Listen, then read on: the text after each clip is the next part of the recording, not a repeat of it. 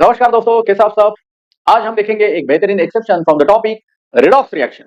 तो आप मेरे पीछे देख सकते हो, सुंदर सी तितली आपको दिख रही है, यानी बटरफ्लाई। तो आज के लेक्चर के साथ इस फ्लाई का यानी तितली का क्या कनेक्शन है, चलिए जानते हैं। सो माय डियर फ्रेंड्स, अगर क्रोमियम पेंटॉक्साइड में आपको क्रोमियम का ऑक्सीडेशन नंबर निकालना है तो आप यहां पर इस तरीके से निकालोगे x, ऑक्सीजन का जनरल ऑक्सीडेशन नंबर -2, और फिर आपका आंसर आएगा 10, यानी क्रोमियम का ऑक्सीडेशन नंबर है 10।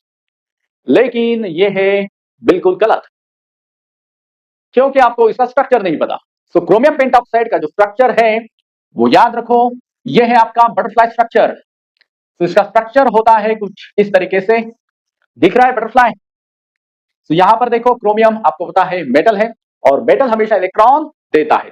सो क्रोमियम दो बॉन्ड के द्वारा यहां पे ऑक्सीजन को 2 इलेक्ट्रॉन का सप्लाई करेगा, यानी यहां पर +2। सिंगल बॉन्ड के द्वारा इस ऑक्सीजन को 1 इलेक्ट्रॉन, इस ऑक्सीजन को 1 इलेक्ट्रॉन, इस ऑक्सीजन को 1, और इसे 1।